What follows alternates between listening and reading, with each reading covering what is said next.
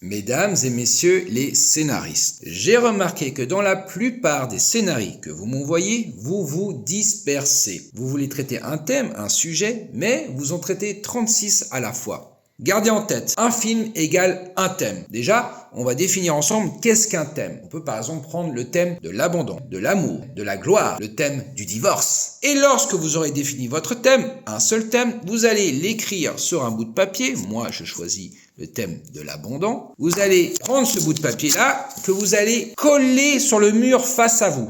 Bon, là, moi, j'ai pas de mur, mais vous êtes scénariste, vous l'imaginez, ok? Et lorsque vous écrivez votre scénario, vous allez voir votre thème face à vous et vous ne le quittez pas. Dans chacune de vos scènes, vous allez mettre une bribe de votre thème. Vous allez construire le fil rouge de votre histoire. Et par-dessus ce fil rouge-là, je vais prendre un stylo, ce sera plus visuel. Vous allez broder votre histoire à travers des rencontres, des actions, des événements. Et c'est ça, là, votre fil conducteur, votre colonne vertébrale de votre histoire que vous allez dévoiler petit à petit dans chacune de vos scènes. Vous faites comme le petit poucet, vous mettez des cailloux. Ne dévoilez surtout pas tout. Vous devez donner envie aux spectateurs de rentrer dans votre histoire. Et c'est au moment du climax, du résultat, que la récompense arrive. Où le gars assis dans son fauteuil va se dire « Ah ouais, maintenant je comprends. Il a mis ça là, il a fait une allusion à tel moment, et maintenant petit à petit tout se construit dans sa tête. » Et ça doit être pareil dans votre vie. Je prends un exemple. Face à vous, vous avez une personne que vous kiffez à mort. Vous n'allez pas tout lui dévoiler d'un coup, tout lui donner. Sinon, vous allez être prévisible. Et il n'y a rien de pire dans un film que d'être prévisible. Imaginez le mec qui regarde votre film comme ça, il regarde la scène et il sait déjà ce qui va se passer après. Le gars va se lever, va partir. Non, vous faites croire au spectateur que vous allez dans une direction et hop, je t'en amène dans une autre. Dévoilez-vous petit à petit, gardez une part de mystère. Et la personne face à vous